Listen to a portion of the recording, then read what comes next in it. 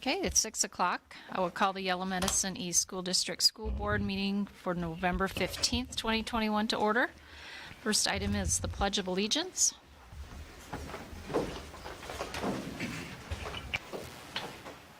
I pledge allegiance to the flag of the United States of America and to the republic for which it stands, one nation under God, indivisible, with liberty and justice for all.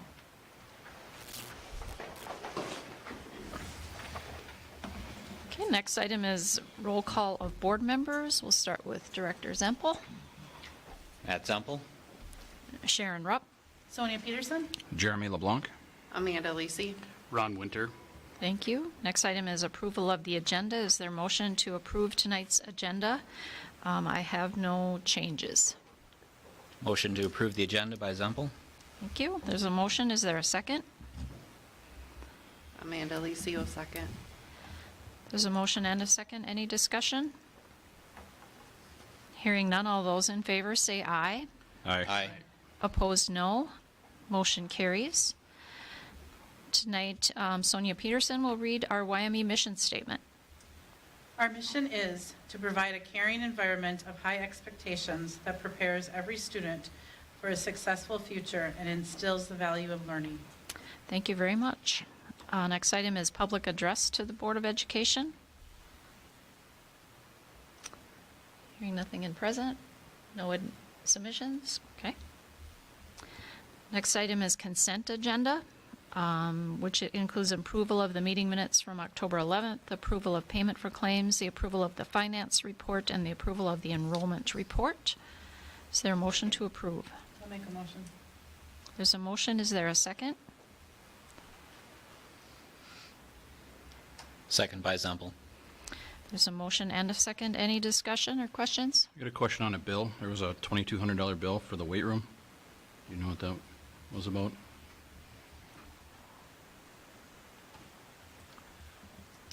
I know we approved. Yep, bars, medicine balls, what do you call them, kettlebell adapters. Was that part of the update that we had passed previously, or is that in addition to? It would probably be an addition, and I don't know where it came from, which fund source. It may came out of Tim's budget. Okay, Okay. okay. So not part of capital outlay. All right, thank you. Came out of community yet. Okay. Good question. Any other questions? Okay, hearing none. All those in favor say aye. Aye. Aye. Opposed, no. Motion carries. Item number 8 is reports, and we'll start with Mrs. Hanson with the Burt Rainey Elementary report. Good evening, everyone. I have just a couple things tonight. Would like to highlight a few events that have occurred at Burt Rainey. The first one being the Read for the Record, which is an annual event that, if you've been involved with the United Way in the past, is something that occurs every year. Prior to COVID, some of you may recall we always had community members and business people come in and read. However, this year, United Way was extra creative and they took a different spin. They actually had the SMSU men's basketball team read a story online for students to listen to. And a number of our primary classrooms participated. It was open to Head Start preschool and K through 2. The book that was shared this year was Amy Wu and the Patchwork Dragon. So I heard some positive comments from staff on that event. Staff development on Friday, November 5th. All certified staff, along with Mr. Kent and myself, attended a 3-hour workshop on PLC foundations, which included training on the what and why of PLCs. We also learned about norms, how to implement and use effective agendas and protocols. And we spent time investigating questions about instructional practice. And a special thank you to Stacy Hins for organizing that morning for all of us. We were able to be in the Aux Gym for that training. We had 3 trainers that came to us that day, and they came to us from Southwest West Central in Marshall and also the New Teacher Center. Parent-teacher conferences at Burt Rainey. Our first one was held last Thursday on Veterans Day, and our second one is being held this Thursday. Similar to in last year's parent-teacher conferences, parents could request a Zoom or a phone call, and the majority of our parents have requested a Zoom. American Education Week is happening this week, and I did include a flyer on Board Book of our events for the week. I also wanted to just mention, you know, throughout the year we get numerous donations and people are very generous and great supporters of Burt Rainey. And so this month I'd like to just highlight some donations that we recently received from Kiwanis. The Kiwanis organization in Granite Falls donated money towards our Sting Pride or our PBIS account, our healthy snack program for the elementary students. Money to continue to purchase books for our Burt Rainey Elementary Library. They also helped sponsor a birthday books for staff program. And we also received funds for students to go to the SMSU conferences, if held, and Lego League. And my last item, I know that you probably don't get to the elementary school very often, but I just wanted to share. This was something we started last year during COVID. So the students were encouraged they could stop down to the office for what we call special paper. And then their photo or their drawing would be framed and hung up in the hallway. And so you'll notice how we've been doing it is we put their first and last name in the year, so that even if they leave Burt Rainey or the years go on, their picture will still be there for quite a few years. And so we've got dozens now going down the hallway, and that very top picture kind of just shows you, we've got some that go the portrait orientation and some go landscape. But they will seek out their picture, and we get a wide variety, so it's really fun actually.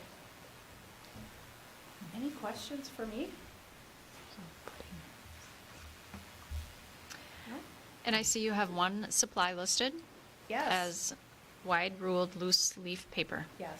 So if anyone can help you out with that, That would be we'll pass the wonderful. word. Yes. Okay. Thank you. Yes, thank you. Okay. Okay. Next, we'll have the Wyoming Middle School, High School Board Report with Mr. Kent.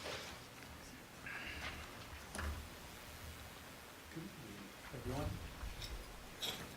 Oh. All right.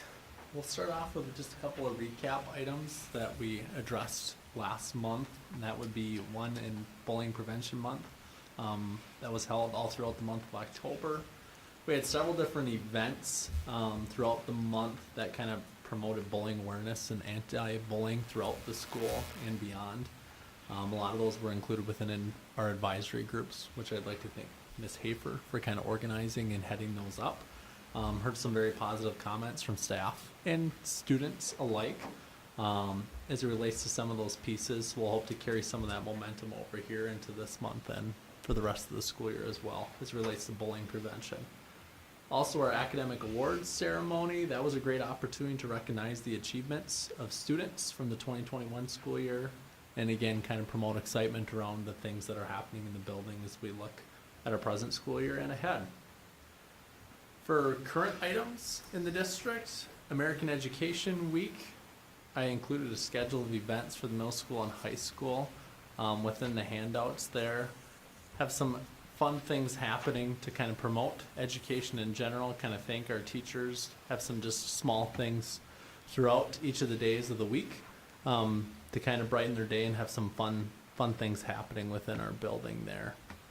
A couple of really exciting things I want to touch on here under the videography and PBS class.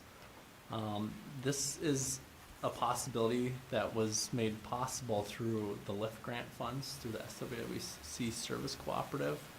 And Ms. Eisfeld took the lead on this and worked hard through the grant writing process. And we just found out rather recently that she was successful in that grant.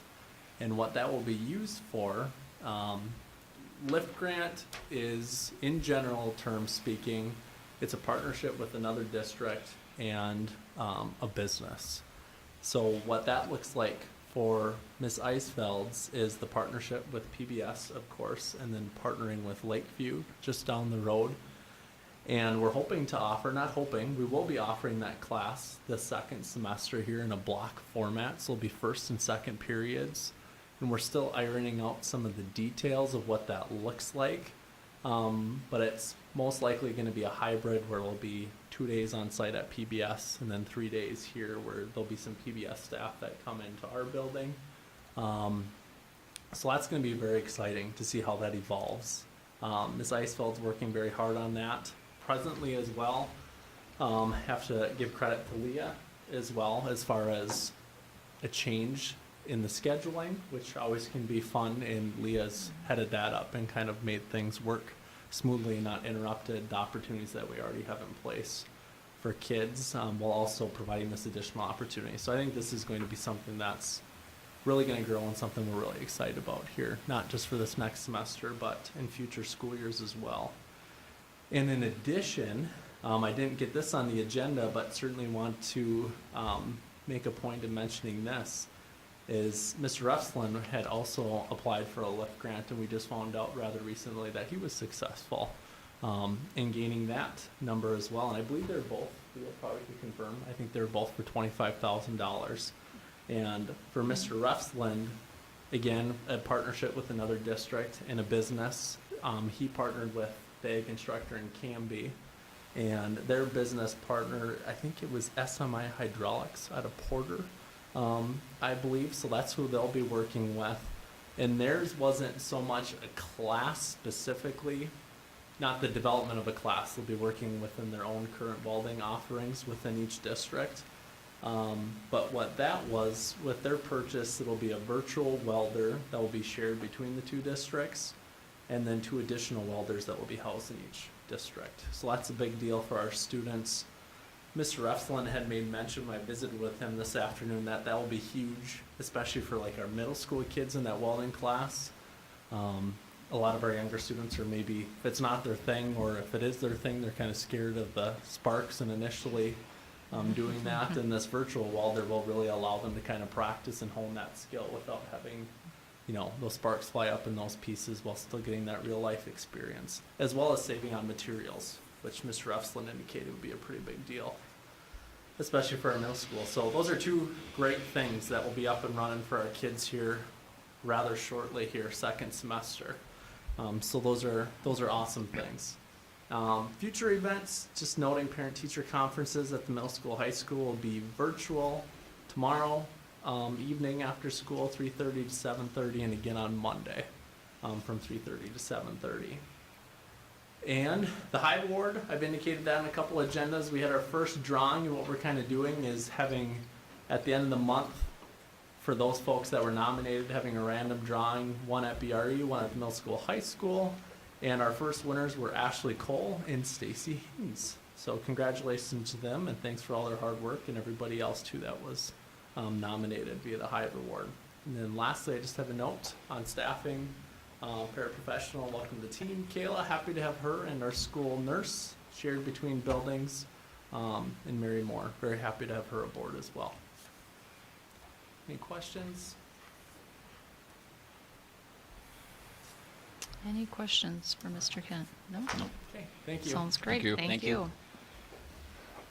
Next, we'll have the district report with Mr. Schneider.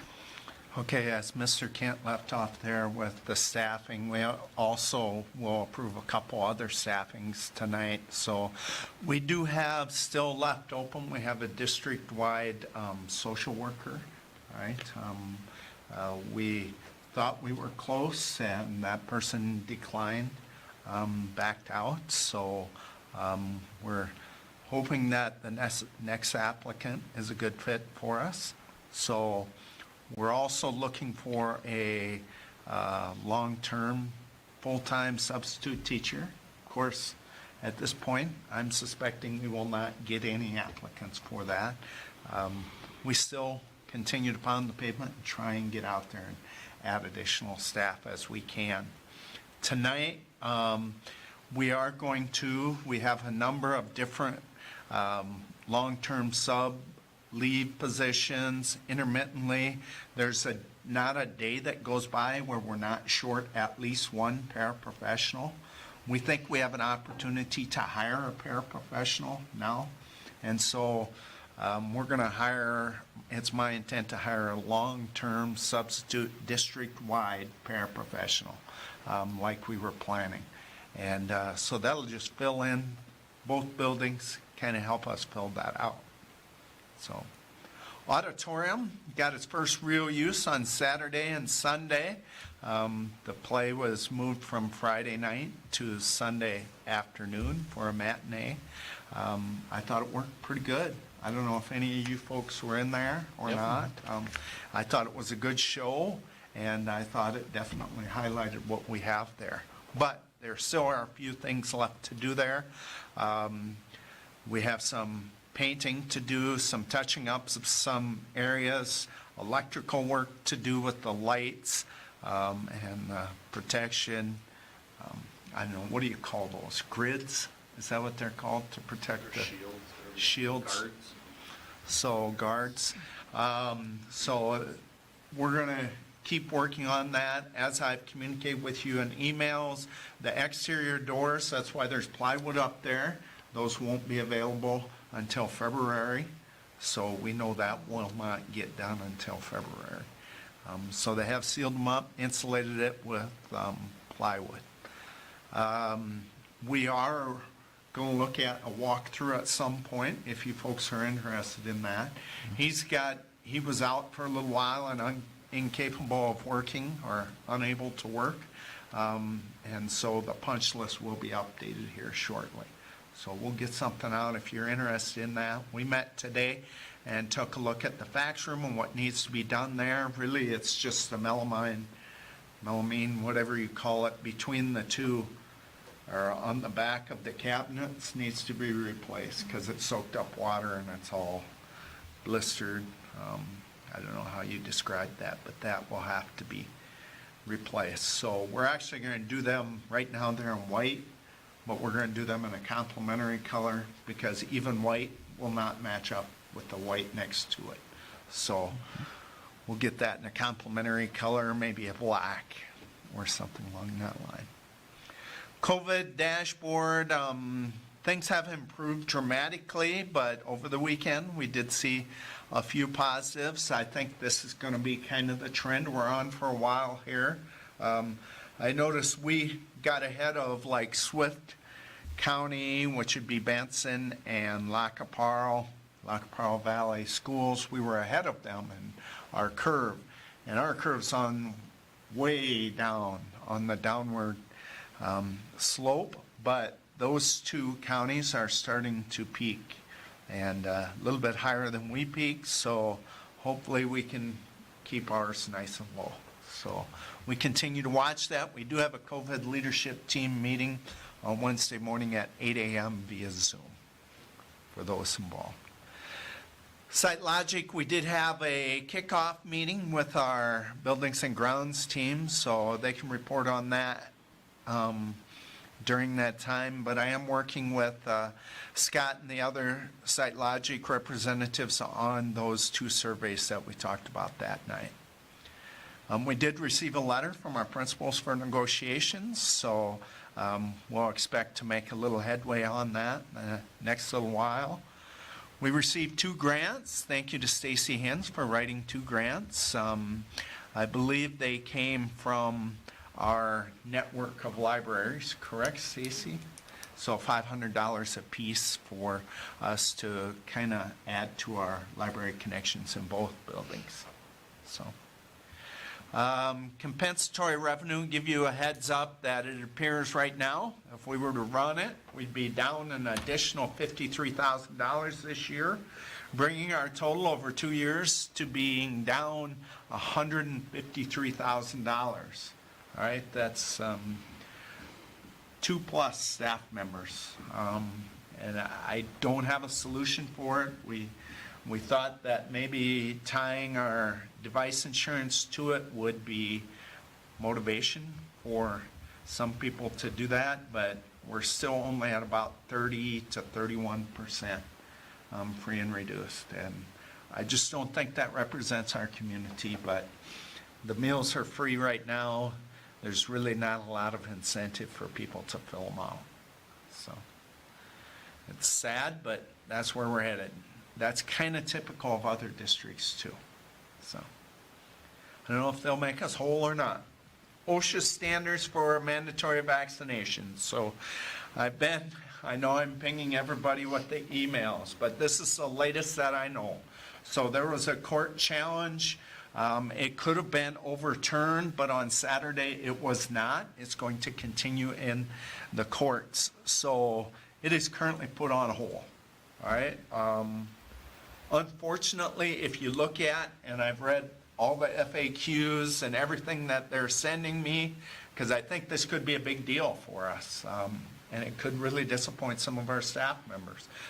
And so my point to staff members is I don't want to lose any of you, but if it's a rule, unfortunately, I'll have to follow the rule. So try to communicate with them. One of the big challenges will be testing on a weekly basis and what that will look like. That's going to occupy quite a bit of time in handling that. That's why I wanted to jump ahead of it, have an idea how many I would have to administer. If we use the example that they gave us, we would probably, or the system that we could use, it's pool testing.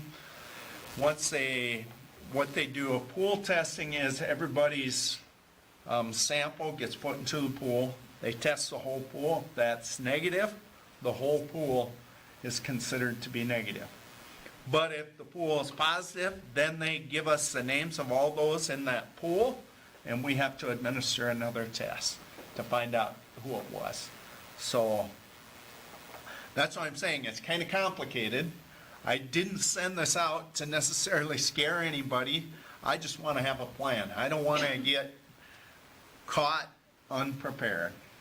So this would impact anybody that has 100 employees. YME is that size. MVCC is not.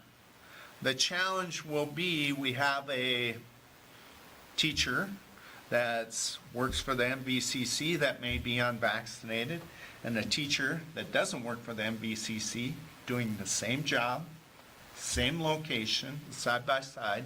One would have to comply with it, the other one would not. So that's the challenge that we would be faced with. I don't like that people have to share their medical information with me, but with the weight of law, I can ask that.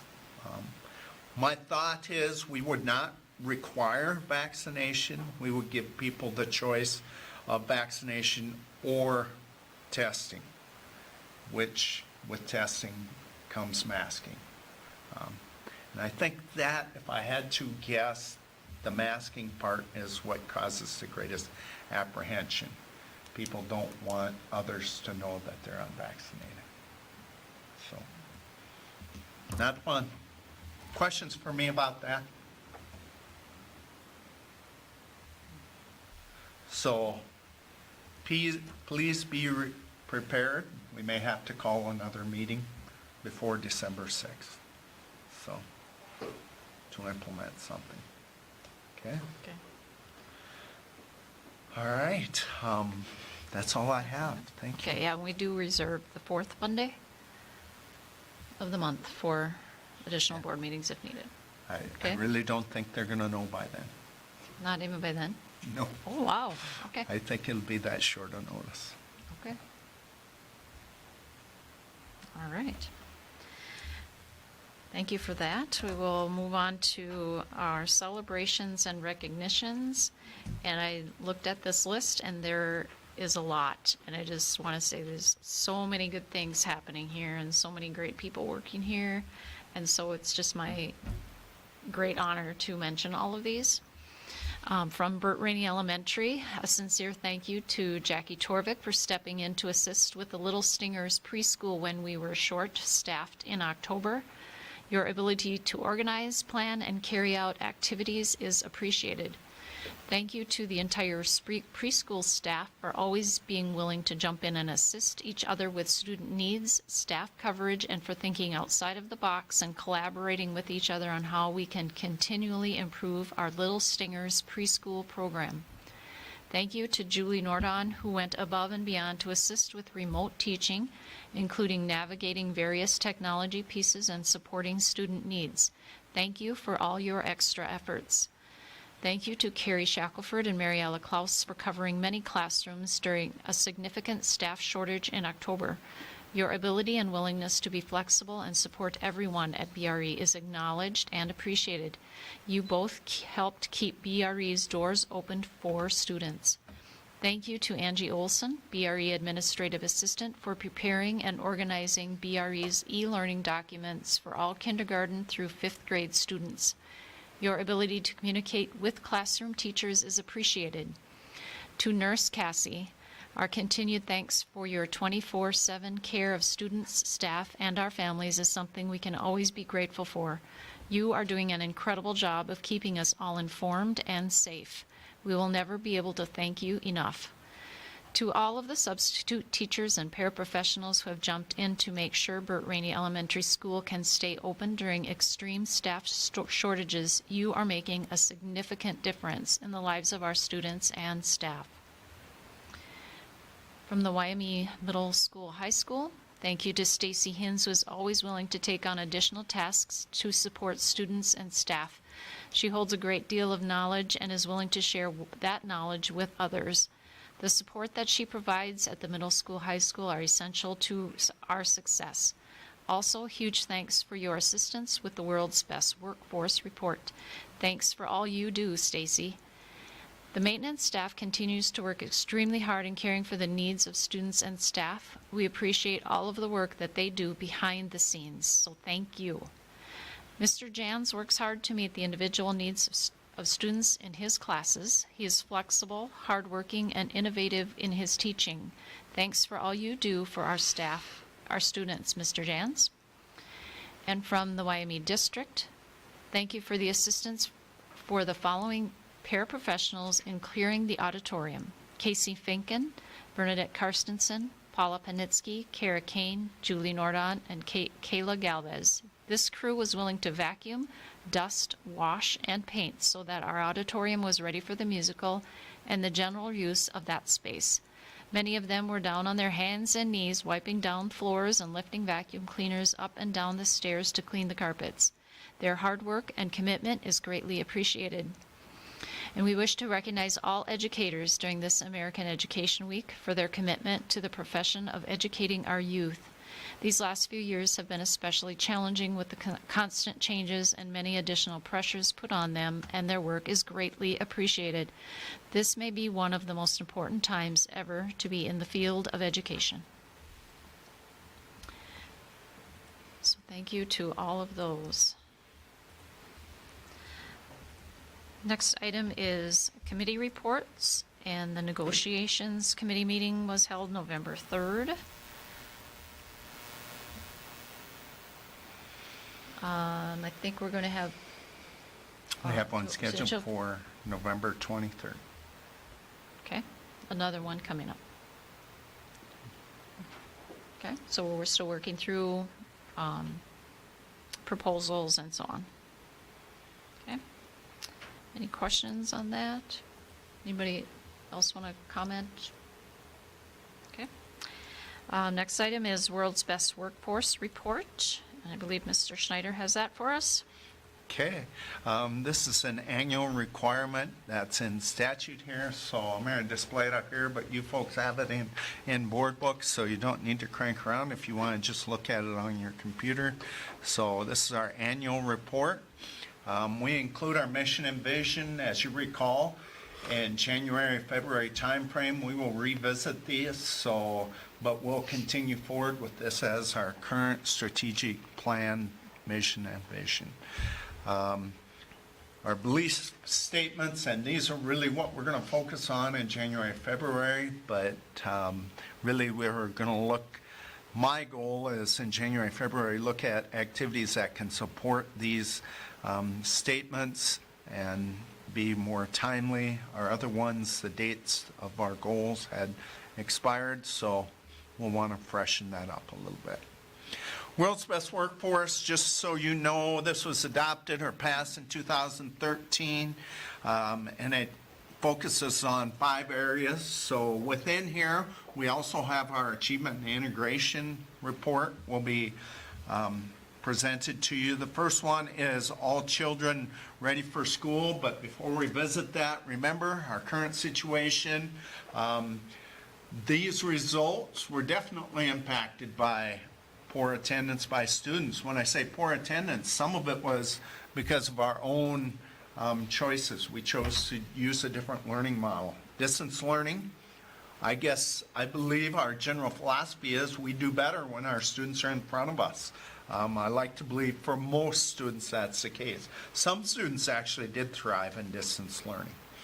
We did see a significant uptick in the number of failures of courses compared to previous years. So that's going to have a long-lasting effect. That's going to cause a little log jam.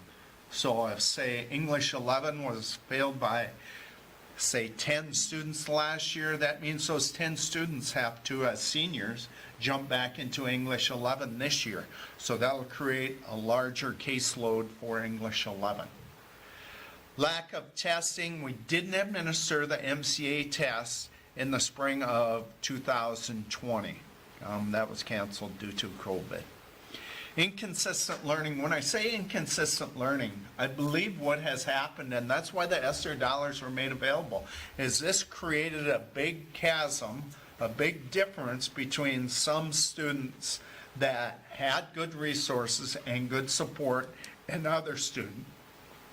So basically what it did is it exposed some of the disparities we have in education. We clearly have spent a lot of time talking about staffing. Staffing continues to be an issue. We would have added a 3rd section of 1st grade if we had available resources. We would add math and reading interventionists, but again, staffing continues to be an issue. So that's again going to cause a little bit of a logjam. The first World's Best Workforce area is all students ready for school. This is basically measured through a BRE kindergarten readiness skill. As you can see, it has ticked up the last 2 years. That's pretty incredible, 86.3. Just to give you an idea, this document that we have, or that Lisa has put together, kind of gives us a temperature on how our students are coming into kindergarten. So what are we doing to address that? I believe our preschool, Head Start, and all of those programs are going to help get our students ready for kindergarten. So some of the strategies they're using also within kindergarten is to grouping them according to where they basically determine they are through assessment. We do focus our support staff in supporting these instructional plans and getting them ready. So you do see a little bit more of our support staff in our preschool and Head Start rooms. All students in 3rd grade achieving grade level literacy. This is measured by our MCA. The goal was last year 50% of students in 3rd grade will be proficient on the reading MCA. Actually 41.3%, even though it's below 50%. I'm not that disappointed in that, considering all of those factors that we talked about earlier. So here's some of the areas that we are using, or strategies we are using to support this goal.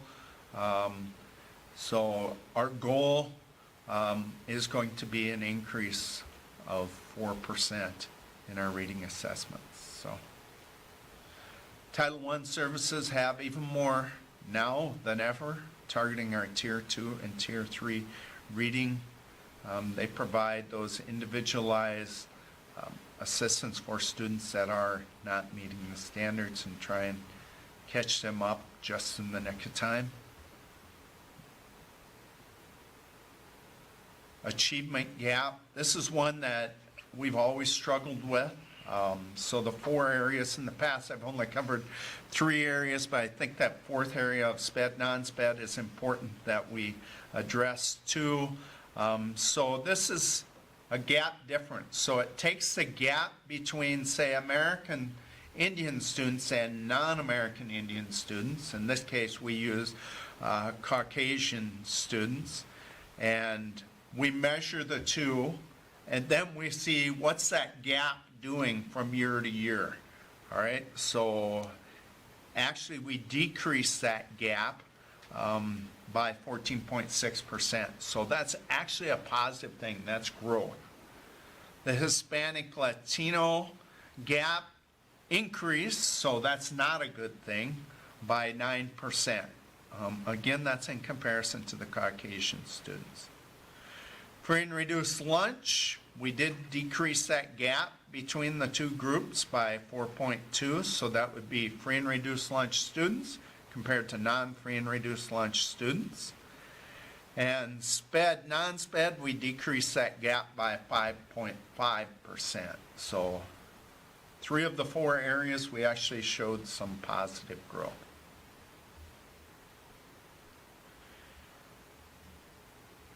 These are the areas, those 4 areas that we're really focusing, or the goal is to focus our ESSER funds in those areas. We continue to look at strategies to try and address those. Interventionists would be a great example, but at this point, I have a hard time funding it when we can't even find staffing for that. So it's hard to, right now, it's a moving target with the budget for our ESSER funds. All students career and college ready by graduation. The percentage of students completing grade 11 earning credit in 2 or more CTE or college level courses will increase from 80% in 2020 to 90% in 2023. This one actually aligns exactly with our achievement integration goal. So we'll see a little bit of growth in that area. Right now, when we looked at it, 86.2%, 50 of the 58 students that are currently seniors met that goal. So it appears that we're on the right trajectory. So we do offer quite a variety of courses to help us meet that. Not only do we have in-house CTE, which would be like ag, family and consumer sciences, etc., industrial technology, those courses. We also have available to us CTE courses through the MRV, Minnesota River Valley. So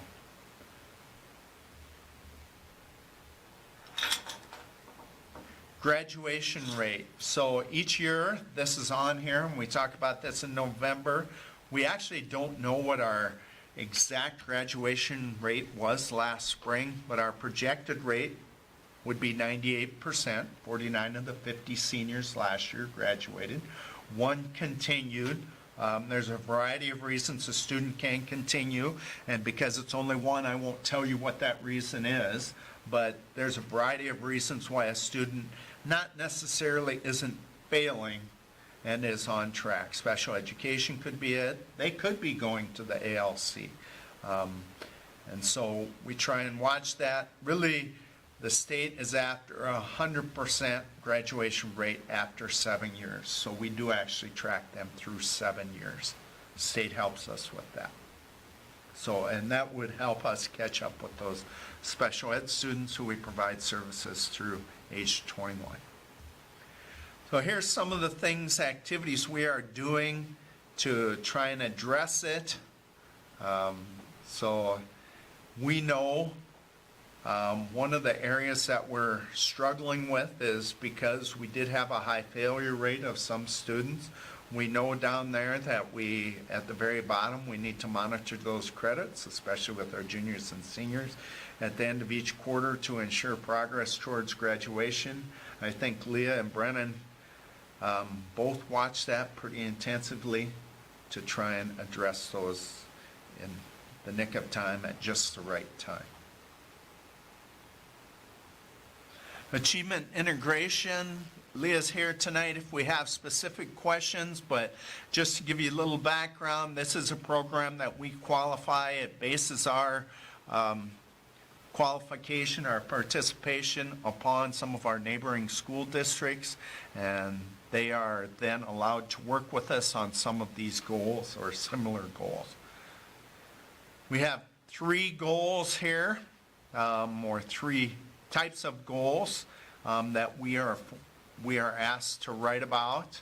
Those are the 3 areas there, and so we have 3 different goals within our achievement integration plan. The first one is the percentage of students completing grade 11 earning credit in 2 or more CTE. So this crosses over into our world's best workforce. As we said before, it was actually 86.3% of our students this year as seniors have taken 2 or more CTE or college level courses. Trying to expose them to greater opportunities. We're not saying every student is headed towards a 4-year college. We just want them college or career ready. Number of things that we provide. We do a number of collaborative events between the neighboring schools. A lot of them have focused on opportunities for post-secondary, but there is several other things that are tied in there, including cultural education, social integration, a number of different activities that we tie together. Many of those events were actually canceled last year due to COVID and the spring of 2020.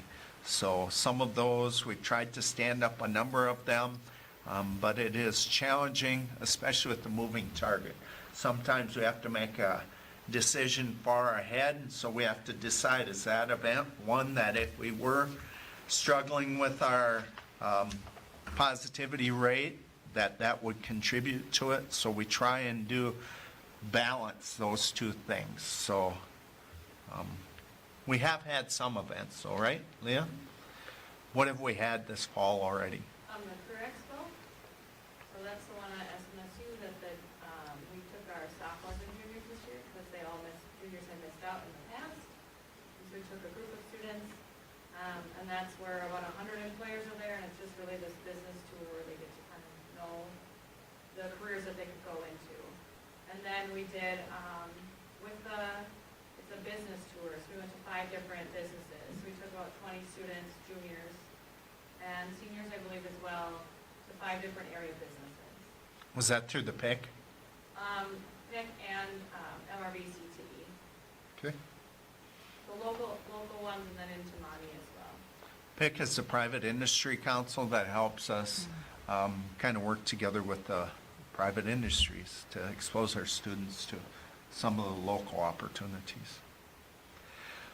Goal number 2, all students of color, American Indian students, and free and reduced lunch students will have equitable access to experienced in-field and effective teachers by increasing the district's diverse certified staff from 0 in 2020 to 1 in 2023. Currently, we have met that so far, but again, we'll have to sustain that through 2023.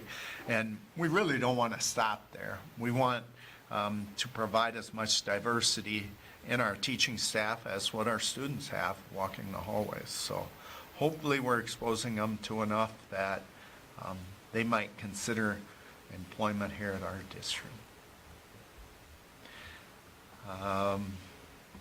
Talks about the Intro to Education class. Is that this semester, Leah? Spring, but it's been canceled. It's been canceled because lack of interest on their end? Yep, with the 5 area schools. But we have 2 students enrolled, so we're kind of asking if they would keep it and have it in Okay. Yeah.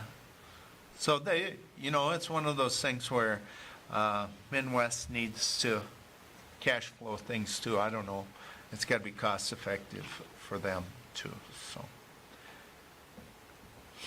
Achievement Integration Goal 3, the percentage of American Indian students in grades 3 through 8 who are proficient on the MCA reading testing will increase by 3% by the spring of 2023. So our baseline was in 2019, we had no tests, MCA tests available to us in 2020, 2021. We're at 42.2, so we appear to be headed in the right direction.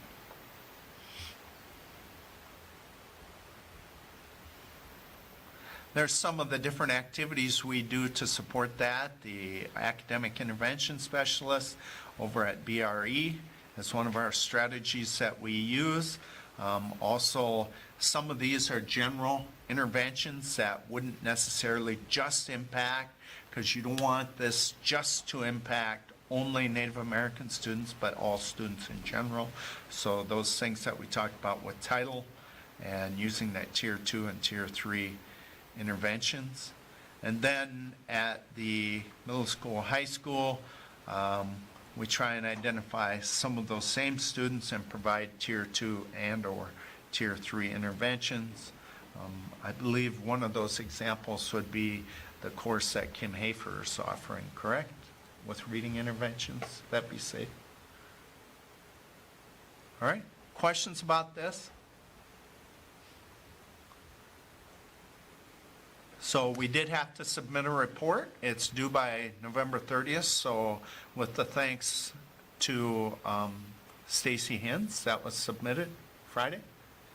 We can update it if we need to. You can just continually overwrite it. It's kind of an antiquated system, but this report then goes on our website as a requirement by statute. So, questions for me? Is this the one we usually have a separate meeting for? Yes, Is that but we no we longer do not required? have to have a Okay. separate meeting. This can be considered our public meeting. Okay. That's the only question I had. Anyone else? Questions? Okay. Thank you very much. We're on to our new business, our personnel items. We have a leave request from Kari Coulter, the middle school, high school math teacher, for a leave of absence. And I am going to make a motion to approve that leave of absence request. Is there a second? Second by Zempel. There's a motion and a second. Any discussion? Hearing none, all those in favor say aye. Aye. Opposed, no. Motion carries. Next items, we're going to take all of our new hires as one motion, and I will read them. We need to approve employment of Burnt Rainey Elementary paraprofessional Amy Nordon, approve employment middle school, high school paraprofessional Kayla Galvez, approval of employment long-term Burnt Rainey Elementary paraprofessional substitute Bené Cole, approval of employment part-time school nurse Mary Moore, and approval of employment junior high girls basketball coach Christy Clausen, approval of employment junior high boys basketball coach Christy Clausen, approval of employment JV girls basketball coach Lucas Christopher. Is there a motion to approve those new hires? I'll make that motion to approve. Thank you. There's a motion. Is there a second?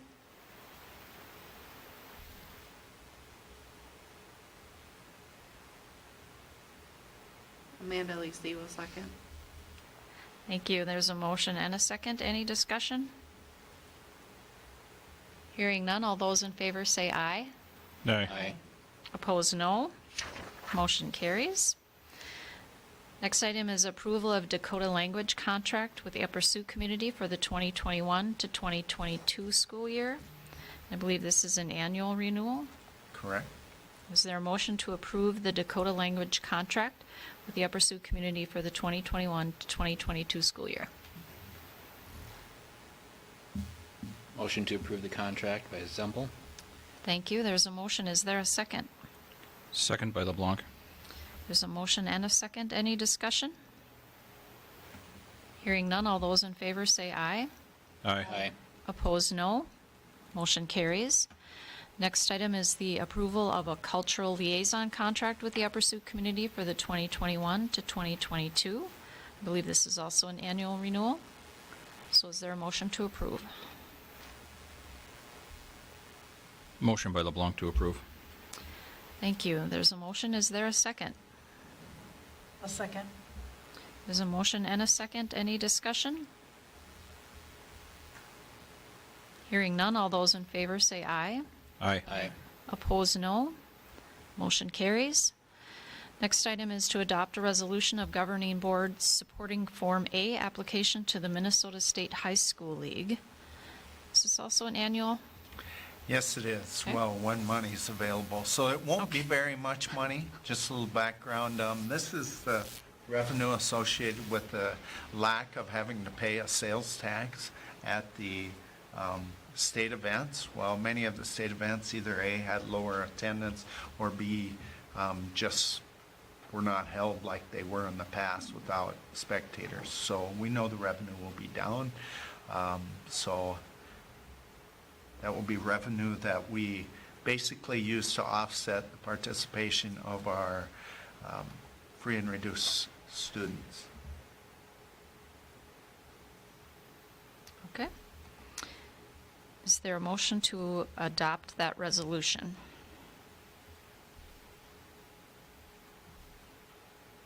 Amanda Lisi will make that motion. There's a motion. Is there a second? Second by LeBlanc. There's a motion and a second. Any discussion? Okay, this is a resolution, so we'll do roll call vote. We'll start with Director Zimpel. Matt Zempel, yes. Sharon Rupp, yes. Sonia Peterson, yes. Jeremy LeBlanc, yes. Amanda Lisi, yes. Ron Winter, yes. Motion carries. Policy update is our next item. We do have a policy meeting on Wednesday evening. I see nothing under discussion items. We have one piece of correspondence from the 2021 Southwest West Central Service Cooperative Board of Directors election ballot. And all the members were given an election ballot. So we complete these and give these back to Denise. Correct? Okay, Denise will take these when they're completed. Okay, that leaves our upcoming events. Like I said, Policy Committee meeting meets November 17th, this Wednesday in the boardroom at 5:30. We have early dismissal for Thanksgiving break, November 24th at 1 p.m. No school for Thanksgiving break, November 25th and 26th. Next Finance Committee meeting is December 1st in the boardroom at 5:30. We have early dismissal for staff development, December 8th at 2:30. Buildings and Grounds Committee meeting, December 8th in the fireplace room at 5:30. Next board meeting is December 13th in the boardroom at 6 p.m. We have an early dismissal for Christmas break on December 22nd at 1 p.m. And then Christmas break, no school between December 23rd and the 31st. January board meeting will be on January 10th, 2022, here in the boardroom at 6 p.m. Is there anything else before? Okay, then we'll go into closed session to discuss employee negotiations. At the end of the closed session, we don't anticipate any further action, so we'll go into closed session.